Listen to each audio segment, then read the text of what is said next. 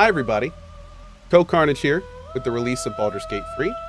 This is a video on all the available options that you will have in this game, and at the end of this video I'll be picking my class for my first run of this game, which is going to be a very thorough, large, girthy run of Baldur's Gate 3. I do want to state at the beginning of this video that a lot of the stuff we'll be seeing is new. I am not a Dungeon Master 5e aficionado, and although I will be adding some stuff here and there, the main point of this video will be to show you everything available. So if you look down in the time bar of this video, you'll see the different races and classes if you want to skip around and see anything in particular for your playthrough at home. So thank you guys for watching, and let's dive in. For our main character, we're going to be doing custom. You can pick an origin character if you'd like to. We're going to be going pure custom for our first one. We'll come back to edit appearance. I think we can do that. So for the race, first we've got our elf. Elf can move 9 meters per turn, which is basic racial speed. Proficiency with longbow, short sword, short bow, and longbow. Dark vision, and then Fey ancestry, which has advantage on saving throws against being charmed, and magic can't put you to sleep. Pretty cool. Next we have Tiefling. Look at this. Actually, let's do the sub races as we're doing this. We also have the High Elf sub race, which is going to allow you to have Firebolt as a cantrip. And then we also have Wood Elf, which is going to give you movement speed increased by 1.5 meters, so even more movement speed on top of the base. Our next race is Tiefling, which is going to have a standard 9 meters per turn, Dark Vision, and then Hellish Resistance, which gives you resistance to fire damage, taking only half damage from all fire damage, which is pretty nice. Go ahead and lower the music a little bit during this. For sub races, we have Asmodeus Tiefling, which gets the cantrip Produce Flame, which is going to let you do a 9 meter radius of 1 to 8 fire damage when thrown. Mephistopheles Tiefling, which is going to give you the Mage Hand cantrip, which apparently in this game is going to be super useful, so that is a big thing to consider. And then we also have Zerial Tiefling, which with the Thaumaturgy transmutation cantrip, gain advantage on intimidation and performance checks. Cool. Very cool. Now, I think as we switch through them, this is what you see on the right side right now is our character window. We do currently have a level 1 Barbarian selected, so there will be some base proficiencies, armor, and skills that are related to the class selection, which we will obviously be getting to later. One thing to keep in mind as we move through the races, you'll see this stuff down here change, and that's because you are essentially going to be, actually let me turn this off for now. That is because you are going to be seeing the proficiencies that come from the races being added and removed from the list here. So if you go to Tiefling, you see they don't get any base proficiencies. So we have simple weapon and martial weapons. If we go to the elf, it adds longsword, short sword, longbow, short bow, because that is an elven weapon training thing. Moving on to Drow. Drow are the dark elves of the world. They add the proficiency of rapier, short sword, and hand crossbow. Their movement speed is base at 9 meters. And we also have superior dark vision, 24 meters in the dark with their vision, and again, Fey ancestry like the others. They also have the subrace Loathsworn, which does not have any additional abilities, and Seldarine, which doesn't as well. Interesting. So these must be RP. Okay. Very cool. Moving on to human. Now, humans have the base racial of 9 meters. They get Civil Militia, which has weapon proficiency with spears, pikes, halberds, and glaives, and armor proficiency with light and shields. As we saw in some other videos we watched today, this is some interesting stuff you can do with casters immediately getting light armor proficiency.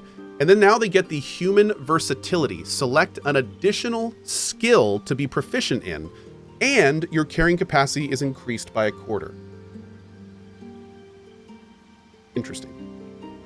Pretty cool stuff.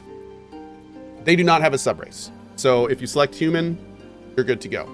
As a lot of people just noticed in chat, that essentially makes humans the best class for looting, the best race, and I'm just going to leave that at that. Githyanki also lacking a subrace. These are the ruthless, with a ruthlessness born from mind flayers' enslavement. Githyanki ride the astral sea atop red dragons, bringing their silver swords and psionic might to bear against any trace of the Illithid menace. These guys come with the Mage Hand cantrip as well as a Githyanki, which is pretty great. They also have the Astral Knowledge class action, gain proficiency in all skills of a chosen ability. That's interesting. They have the 9 meter per turn standard move rate, and then Martial Prodigy, which is a lifetime of relentless training, gave you armor proficiency with light and medium, as well as proficiency with short sword, long sword, and great sword. A lot of interesting stuff there.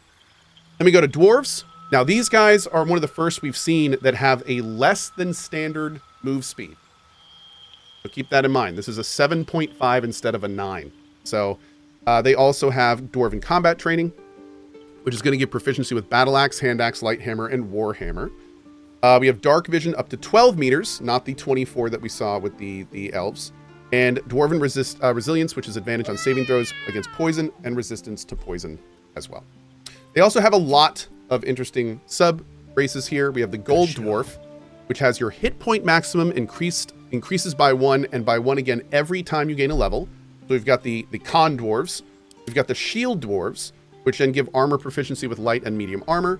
And then we have the Dwerger, which have more Ultra Vision, which is awesome. Superior Dark Vision with 24 meters. And then also get Dwerger Resilience, which is advantage on saving throws against illusions and against being charmed or paralyzed. Cool. Going back up here, we then move to Half-Elf, which apparently was one of the more common, popular races in the EA. This guy is, again, back up to 9 meter movement speed. Civil Militia, so that gives us the same as humans, I believe. Spears, pikes, halberds, and glaives with an armor proficiency with light and shield. Then we have Dark Vision, the 12 meter in the dark, which is going to be very useful later, especially for the caves and stuff. And then we have Fey Ancestry, the advantage in saving throws against being charmed, and magic can't put you to sleep.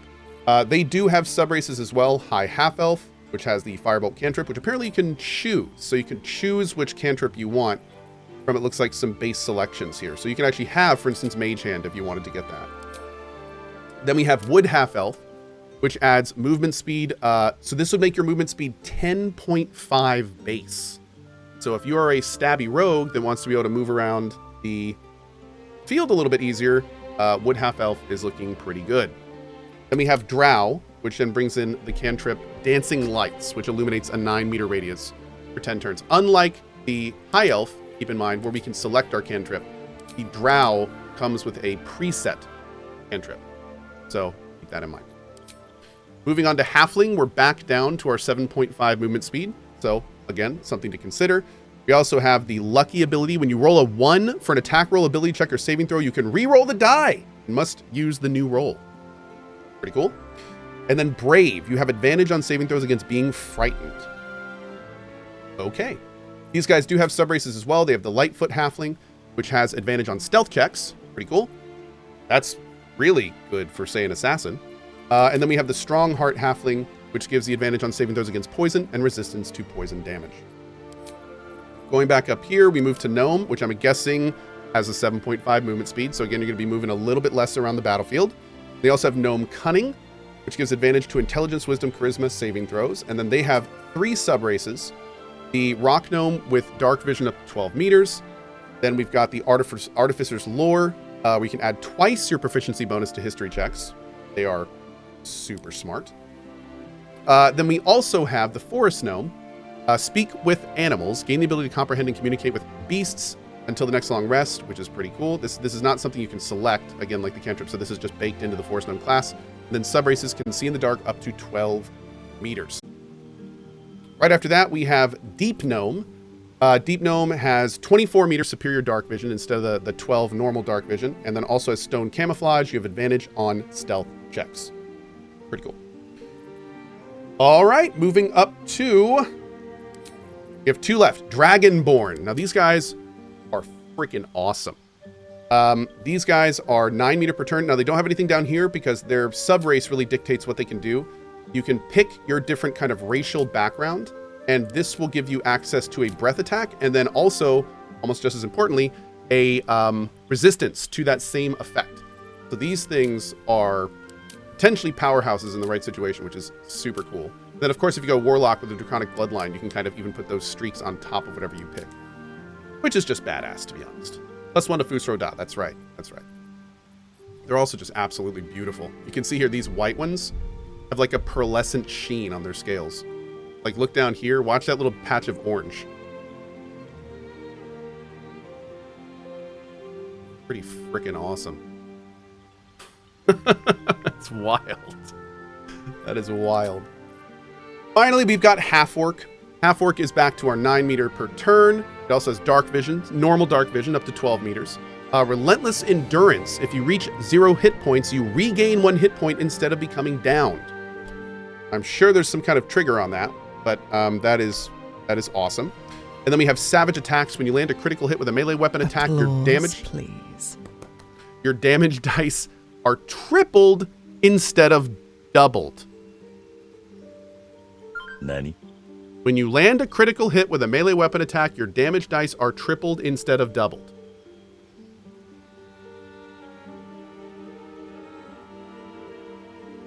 Okay. It's once per long rest. Okay. Doesn't say that here, but that's... Oh, you're saying this one's probably once per long rest. Okay. But regardless, those are two. Even if they're both once per long rest, they're both awesome. So I hit T to inspect, it just does that. Which I think that just kind of freezes this. So yeah, I'm not entirely sure about that, but anyway, those are the races you have available. Now, of course, even though we did the races first, in most cases, you'll probably want to pick your class first because your class is going to dictate which race is going to kind of work best for you, which is exactly what we're going to do. Now, it's also important to mention, by the way, as we go through these, you'll notice that these are not really changing. So unlike, kind of standard D&D, you get to kind of have the stats of whatever you want, really. So you don't, that's not something you necessarily need to factor too much into your character decision. You can be whoever you want to be and kind of go from there. So now you get to the fun stuff.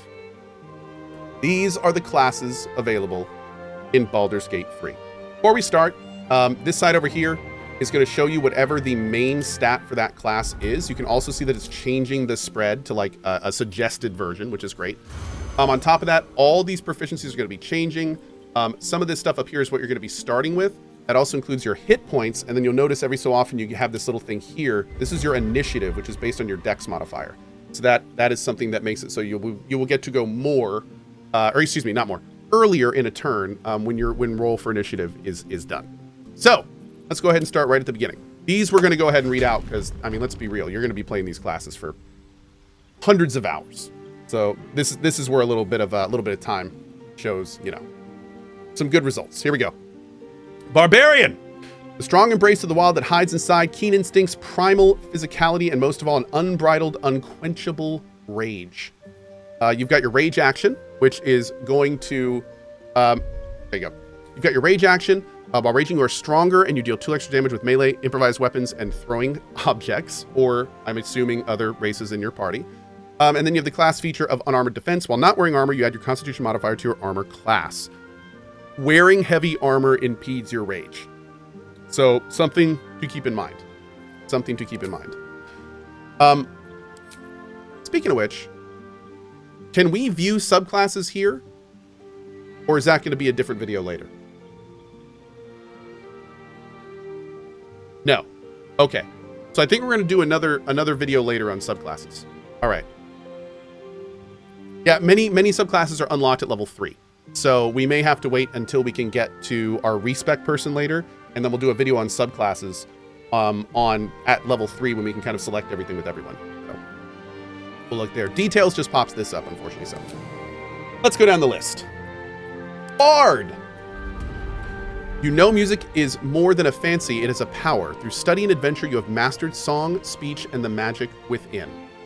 This one gets cantrips, which of course you do not get to select. You do get to select these. So there's a list of 8 different cantrips, which you can then select as your base one. Cantrips do not use spell slots and can be cast at will, which will be important to keep in mind. Then you also have your spells, which choose the spells you know from the list below. Spells require spell slots to cast unless a feature states otherwise. So these guys have Animal Friendship, Bane, Charm, Cure Wounds, Disguise Self, Dissonant Whispers, Fairy Fire, Featherfall. So bards are very much the jack of all trades. They do get stronger, and in fact, pretty interestingly, later in the game, they can actually take a spell from other classes. They do, from what I'm understanding with this game, make pretty great main characters due to how many skills they can have and the fact that they're high charisma, which is great for talking. And yeah, a very versatile class. Also, not something we're going to get much into this video, but some very interesting options with multi-classing with this spell as well, or with this class as well. They also have the action down here of Bardic Inspiration. Inspire an ally to add a 1d6 bonus to their next attack roll, ability check, or saving throw. Can use it once per a long rest, it looks like. And then a class feature is level 1 spell slots unlocked. You gain 2 level 1 spell slots, which are restored on a long rest. Next up, we've got our Cleric. But you also get to pick an instrument, which is pretty freaking cool.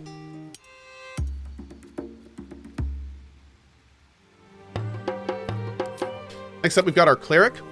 Clerics are representative of the gods they worship, wielding potent divine magic for good or ill. You have 3 different cantrip selections. These are from a different group of skills, as they are divine casters. And then also, they get to pick their subclass, which is super cool. So these subclasses down here are varied and very much help you specialize what your Cleric is going to be doing. So you've got your life domain, which is very much your healing one, coming with some life domain spells here, cure wounds and bless.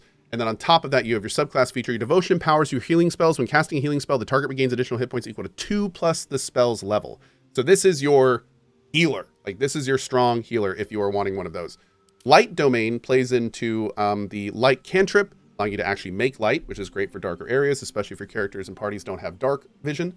And then the light domain skills, Burning Hands and Fairy Fire, with the subclass feature, Warding Flame, Flare, shield yourself with Divine Light. Use your reaction to impose disadvantage on an attacker, possibly causing their attack to miss. Pretty cool stuff. The Trickery domain, a domain shared by wicked, chaotic, and mischievous deities alike. Those who channel trickery specialize in deception and illusion magic. The Blessing of the Trickster grants another creature advantage on stealth checks, which is super useful if you're planning on having a super heavy stealth damage dealer in the party. And then we have Charm Person, the level 1 enchantment spell, and Disguise Self. Magically change all aspects of your appearance. In a game like this, that could be super interesting.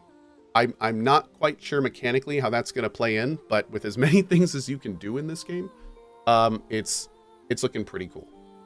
Somebody said, aren't you not going through the subclasses yet? Some classes, like the Cleric, do have a subclass that you pick on character creation. So many classes get a subclass selection around level 3. Other classes, like this one, pick them when you make your character. So it is important to know this when you're actually creating your character. Yeah. The knowledge domain, adaptable and adroit in all manner of languages and skills. Your mind is an intellectual cup brimming with exquisite knowledge. You get the spell Command. Command a creature to flee, move closer, freeze, drop to the ground, or drop its weapon. And then you also get the spell Sleep. Sleep. Puts a creature into a magical slumber. Select targets up to a combined 24 hit points. A little bit of an EQ1 enchanter in there. I like it. Then we move on to Nature domain. You embody the vast viridian power of the natural world, an avatar of the subtle divinity of fruitfall, avian migration, woodland silence, and the landside's roaring fury. You get the Shillelagh cantrip to summon a staff or club that becomes magical and deals 4 to 11 bludgeoning damage. You also get the spells Speak with Animals and Animal Friendship. Very druidy. And then you get the subclass feature, you learn a Druid cantrip and become proficient in animal handling, nature, or survival. Oh, and it's also important to mention, you can choose, anytime you see me select one of these options, and you see this little thing down here pop up, this means that you can then select your cantrip. So if you don't want Shillelagh, for instance, you could get Poison Spray, Produce Flame, or Thorn Whip. Then we go into our Tempest domain. Your faith has made you the very thunder that quakes the black firmament, the lightning coursing through the veins of a terrible storm. You get Thunder Wave, 2d16, so 2d8 of thunder damage, and also Fog Cloud that blinds and heavily obscures. The subclass feature here, Wrath of the Storm. Strike back at an attacking creature, potentially dealing 2d8 lightning damage. On a failed saving throw, you deal half of a 2d8 thunder damage roll. Dang. Okay. So, that's, that would be a very interesting tanky character. Wow. All right. Well, something to think about. Then we go to the War Domain. Fortified by Holy Zeal, you brandish an arsenal of sacramental savagery to use against those you deem unrighteous. This has the Divine Favor spell. Your weapon attacks deal an additional 1-4 radiant damage for 3 turns. And then also the Shield of Faith. Protect a creature from attacks, increase its armor class by 2. The subclass features here. When you make an unarmed or weapon attack, you can spend a War Priest charge to make an additional attack as a bonus action. Interesting. Interesting thing there. So that is the Cleric. Lots of fun options there. Next we move to Druid. Druids channel the elemental forces of nature and share a deep kinship with animals. Mastery of Wild Shape allows them to transform into beasts from all the other realms. Again, they have selectable cantrips from a list. It looks like they add the resistance and guidance here from the priests, the cleric selections. And then down here we get, again, we get 5 spells that we do not get to select. So they come with the Ice Knife spell, Thunderwave, Cure Wounds, Healing Word, and Enhanced Sleep, starting with 2 level 1 spell slots, to then get restored after a long rest. You can see over here their proficiencies: clubs, daggers, javelins, maces, quarterstaffs, scimitars, sickles, spears, pikes, halberds, and glaives, with light, medium armor, and shield defense abilities. Pretty cool. Next we go to Fighter. This is arguably the most versatile melee class in the game. You're going to be able to use and equip almost all weaponry, and also get a lot of fun options in terms of how your character is. As the Baldur's Gate devs have stated, if you are looking for a class that you can just kind of fire and forget, this into the champion subclass is a great way to do that, to have just a powerful character.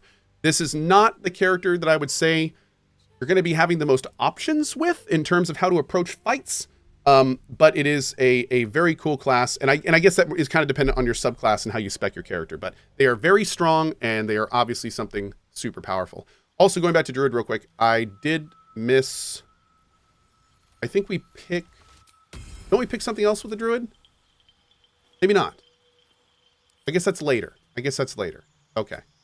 We're good. We're going to keep moving. Oh, Cleric. I'm sorry. We're going to take a quick segue back to Cleric. I did miss the deity selection. These are a variety of different... Bahamut. A variety of different deities that you can pick. Now, I'm pretty sure these are almost all for RP. I'm pretty sure this is 95% RP. But may mean more meaningful things down the road. I do not know exactly how this stuff is going to factor into the long game, but I do know that if they're letting you select it, it's going to mean something. So keep in mind, you'll want to go through here if you pick a Cleric and really pick something that kind of fits whatever your character is all about. For sure. Moving on to the Monk. This class is awesome. And this class also has some super cool... actually, before we do this, fighters also get a fighting style. So if you do have a specific weapon type you want to focus on, you can go into here and pick, like, you can be a tanky, you can be a bow user, if you want to dual wield, great weapon. You have some options in here in terms of what you want to focus on with your fighter. But yeah, going back to Monk. Monk is a super cool class. It is a channel your cosmic enlightenment by deftly dodging and efficiently disassembling your foes through stunning attacks and a whirlwind of martial arts attacks. You get Flurry of Blows, which is a class action that does 8 to 14 damage, punch twice in quick succession. It does cost you Ki, which is their resource that comes back from a long rest, and also uses a bonus action. But a super cool one there for some extra damage. They also get the class features bonus unarmed strike. After making an attack with a monk weapon or while unarmed, you can make another unarmed attack as a bonus action. They get Death Strikes. Attacks with monk weapons and unarmed deal 1d4 bludgeoning damage, unless their normal damage is higher.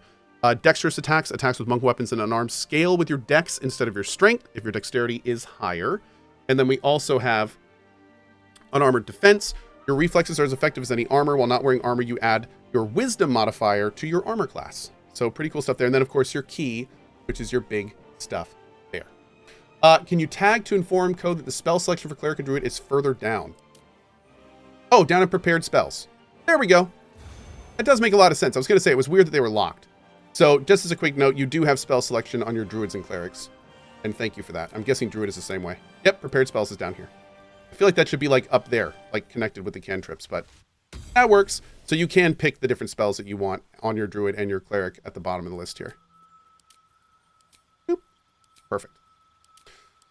Going back to Monk, these guys have some very interesting subclasses. They have like a pure martial subclass. They have a super sneaky shadow class. And then they have a more elemental based like Avatar style Hadouken class as well. So monks are pretty freaking cool. They're all fun options.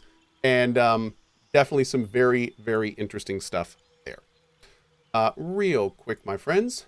Give me just 1 second. Please enter the blocked term or phrase. Block the term drops. I'm going to take that out of my title. And y'all can just wait on that. Okay. There we go. Awesome. Hi, welcome back, everybody. Okay, great. So, moving on, we've got Paladin. Paladin. Please. Fueled by the oath you swore to uphold justice and righteousness, you are a beacon of hope in dark times. You get the Lay on Hands ability, using your Blessed Touch to heal a creature, or cure of all diseases and poisons. It does take a Lay on Hand charge and costs an action, as you can see at the bottom. And also Divine Sense, gain advantage on attack rolls against Celestials, Fiends, and the Undead. We also have the Channel Oath charges 1. You gain the ability to channel the power contained in your Paladin Oath, which you can then use to fuel certain actions, replenished by short or long rest. Pretty cool stuff. They're also apparently an incredibly strong class. Keep in mind that Paladins are also not only very good single target damage dealers, but also great versus Undead, which apparently there are a lot of in this game. And as we heard in a video earlier today, Paladins also tend to have what's called great scaling, which means as you get levels on the class, they actually maintain or in some ways even increase their power, while some other classes are more favorably weighted towards their earlier levels to get their stuff. So yeah, on top of this, Paladins also have the interesting thing of an oath, which is technically their subclass. You have the Oath of the Ancients. You fight on the side of light in the cosmic struggle against darkness to preserve the sanctity of life and the beauty of nature. This gives you the Healing Radiance. Heal yourself and nearby allies for 5 hit points and regain another 5 hit points next turn, which is a great little AoE heal. And also the subclass feature Oath of the Ancient Tenets, which Oath of the Ancients Paladins abide by the following tenets. Kindle the light through acts of kindness and kindle the light of hope in the bleakest hollows of despair. Shelter the light where love blooms, stand against the devilry that would snip its stem, and preserve your own light, delight in culture and small joys to preserve the light in your own heart. Now here's the thing. You look at that and you're like, oh, that's cool. There's some RP stuff on this class. No. That is not RP. Those are rules. Those are rules. And when you take a Paladin, you are taking an oath to do those rules. If you don't, then a man will come and break your oath for you because you did, and it's a terrible thing. So the way that this works is that when you take one of these oaths, you get a set of rules. And throughout the game, you need to follow those rules or you will become an oath breaker, which you can think of as a fourth selection, which is more of like a necrotic shadow kind of thing. Now, the devs have said that the Oathbreaker does leave a lot of potential for like an evil paladin, but you don't have to be an evil Oathbreaker. So it's kind of like a fallen paladin. And you know, like in some tropey stories especially, there's the fallen knight that then redeems himself. You can do that in this game. You can actually get your oath back by doing various things and accomplishing goals that allow you to respec back into your oath. So you can do that. Or you can just lean into it and become like a super dark, evil Death Knight style paladin, which is pretty cool. So, I mean, it's kind of up to you on how you want to do that. But just keep in mind, the subclass features down here are not options. This is not optional. You will have many decisions in this game where you will have the choice to break your oath. And hopefully for you, the choice that you have to take is the one that you want. Because at that point, you're going to have to make a decision. Going to Oath of Devotion. Oath of Devotion has Holy Rebuke. Grants an ally a vengeful aura that deals 1 to 4 radiant damage to anyone who hits some of the melee attack for 2 turns with a channeled oath charge. And then, of course, the Devotion Paladin is all about courage, compassion, and duty. So you have to represent those in your decisions. Then we have what I will say, from all the people I've seen say what they're playing, I feel like this is probably one of the most heard things that I have heard. Like, I think this is probably going to be one of the most popular options. And this is the Oath of Vengeance. You have set aside even your own purity to right wrongs and deliver justice to those who have committed the most grievous sins. Inquisitor's Might. You or your ally's weapon attack deals an additional 2 radiant damage and can daze enemies for a turn. And then the Oath of Vengeance. Fight the greater evil, exerting your wisdom, identify the higher morality in any given instance and fight for it. And no mercy for the wicked. Chasten those who dole out their villainy by wiping their blight from the world forever. Our playthrough, quick little segue, is going to be a neutral good playthrough. And I don't think I can pick this class because of that. This is the class to where if you defeat an evil and they rebuke and say, I'm sorry I did that, I was wrong, I'm pretty sure the Vengeance Paladin will have to kill them. This is a no mercy style of class. This is a you wronged, there is no mercy for the wicked. You have to die.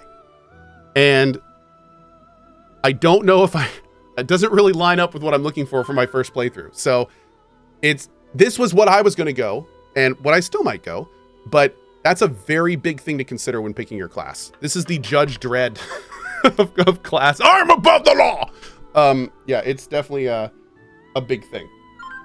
Okay, my phone's going ham, but we're gonna deal with that later. All right, next, the Ranger. Now, Rangers are not necessarily locked to ranged combat. They are melee or ranged.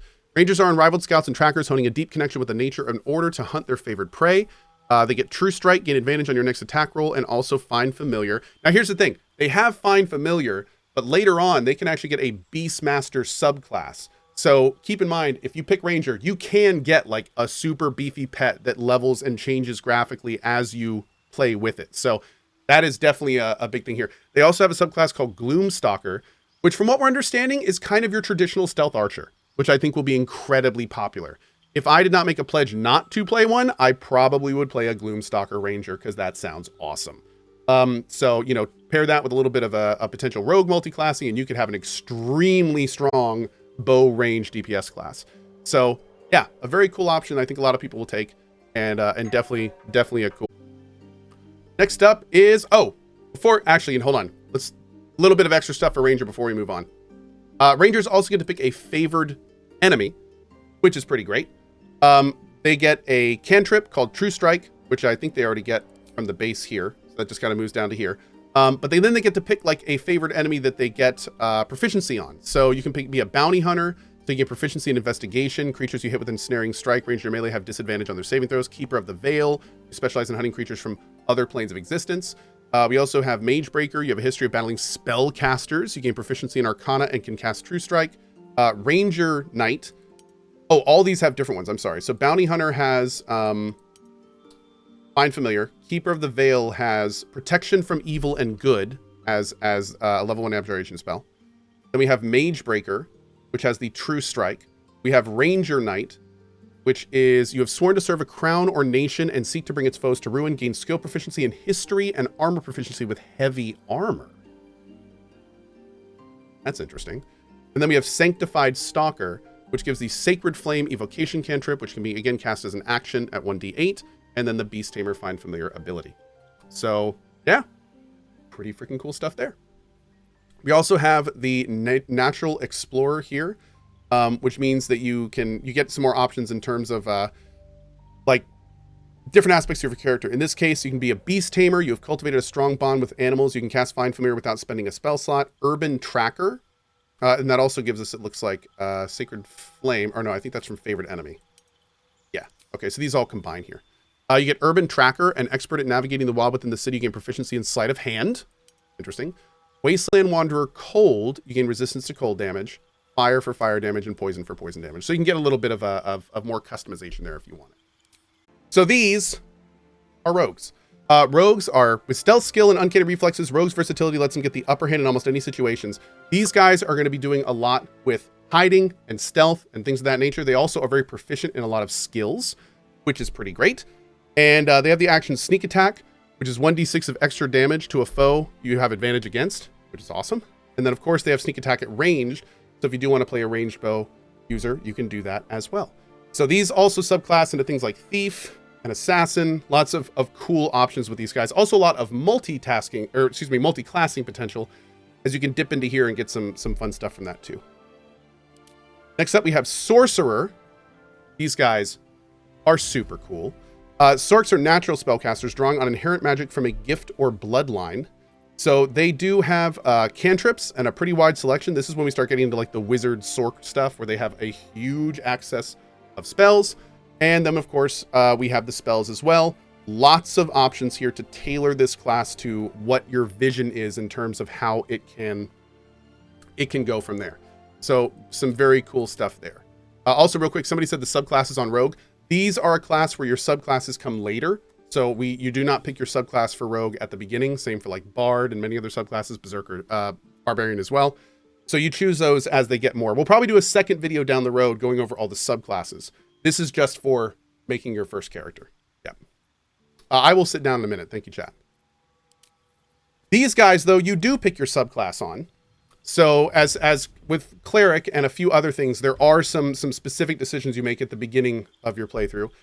This first one, this makes your playthrough very interesting. This playthrough here, or this playthrough is would basically turn your run into, this subclass will turn your run into a bunch of random events that can happen. Wild magic, your powers come from ancient forces of chaos. They churn within you, waiting to burst free at any time. Tides of Chaos. Activate to gain advantage on your next attack roll, ability check, or saving throw, which is awesome. And then, of course, we have Wild Magic. Wild Magic stems from the forces of chaos. It churns within the sorcerer that wields it, waiting to burst free. This apparently can alter and change your spells in tons of different ways. So it makes for a very surprising experience in terms of what's going on. So also, by the way, Tides of Chaos increases the chance of a wild magic surge after using it, which there you go. Have fun with that. We also have Draconic Bloodline, and this is very cool because if you notice, you actually get like draconic stuff on your character based on what bloodline you do. Your veins carry draconic magic, the result of a powerful dragon ancestor. Your hit point maximum increases by 1 for each Sorc level, and of course you get the resistance for the scales that are covering your skin. Not only do you get to pick Draconic, but then you pick your Ancestor. And this alters what it looks like on your face. These then give you abilities based on which one you pick. It is a very, very cool system. So, some very interesting combinations you can do there. Finally, we have, on top of that, we also have Storm Sorcery. The best way to describe this, as one of the devs did, is this is basically Storm from the X-Men. Whether cackling with the energy of ancient deluge or pierced by a gale and hurricanes, your lineage is a strange tapestry scrawled by a tempest. After you cast a level 1 spell or higher, you can fly as a bonus action until the end of your turn without receiving opportunity attacks. That is kind of great. And again, as the dev said, you can use this ability to fly to areas and get loot you may not be able to. You can fly up to enter secret hidden doors that may be on ledges and things.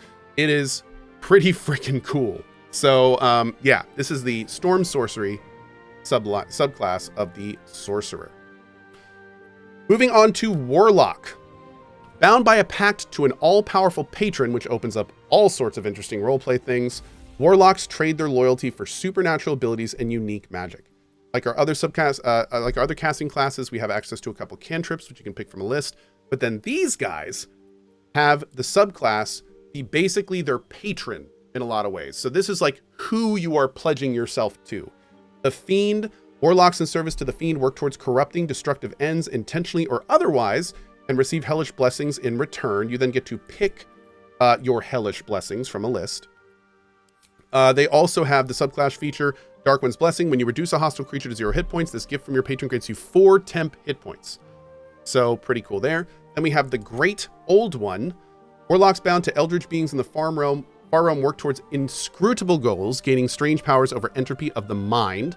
This guy gives you dissonant whispers and hideous laughter as default, but of course you can pick from a list other spells that you would like. And then their subclass feature, when you land a critical hit against a creature, that creature and all nearby enemies must succeed a wisdom saving throw or become frightened until the end of their next turn.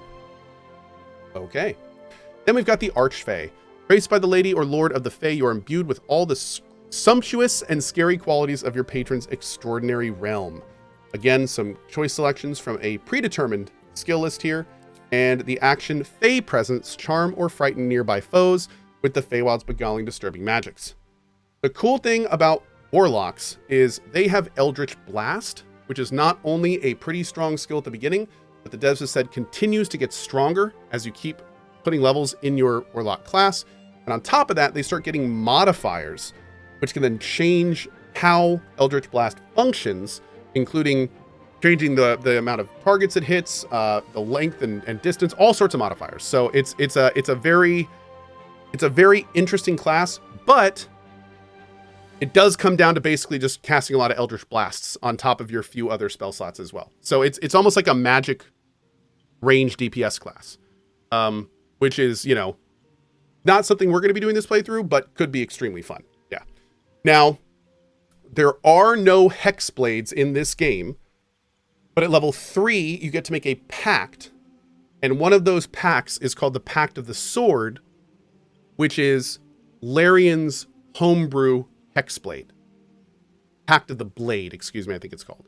So there is a Hexblade-ish thing in this game, but it is not, yeah, that. One second, guys. That's Warlock. Yeah, they also have the class feature of Warlock spell slots, which they can then use for the spells that they pick with their subclass selection from their patron deity. All right, finally, we've got Wizard. These are just your giant traditional spellcasters. These guys have access to the most spells in the game. They are wildly versatile in terms of what they can pick. They've got a huge selection of spells they can pick from. They have a lot of spell slots to cast them with. And then later in the game, you can do all sorts of specialization based on what you want to do to then connect this into your desired playstyle from a casting perspective. Those include going to special lines, like if you want to be a necromancer, if you want to be a super powerful fireball throwing wizard. There's even a divination subclass that makes it so when you rest, it rolls 2 dice and you can store those rolls and then sub them in for rolls later in your day to then like alter your stuff. They're doing all sorts of fun stuff with this. But at the end of the day, they are just super casters that are going to be most likely, I'm guessing, the strongest casters in the game. It's pretty freaking cool. So that is Wizard. So on top of that, you do pick a background, Acolyte, Charlatan, Criminal, Entertainer, Folk Hero, Guild Artisan, Noble, Outlander, Sage, Soldier, or Urchin. All of these are going to add skills down here. So they, one thing that's I'm a little bit interested about is I don't know if these stack. So for instance, if you pick a Rogue, like here. Oh yeah, right here, X2. So it gives +7 to those. So they absolutely do stack from the looks of it, I'm thinking. Yep. Chat is saying no, it does not. It doesn't stack. It's Rogue Expertise. So here's Sleight of Hand, +5. And then if we pick Urchin, which gives Sleight of Hand. Oh yeah, no, you're absolutely right. So it's not stacking. So here we have Urchin with Sleight of Hand right there. Then we go to Rogue. Yeah, okay. So these are the, chat was saying they were Expertise, Proficiency versus Expertise. Okay, so they don't stack.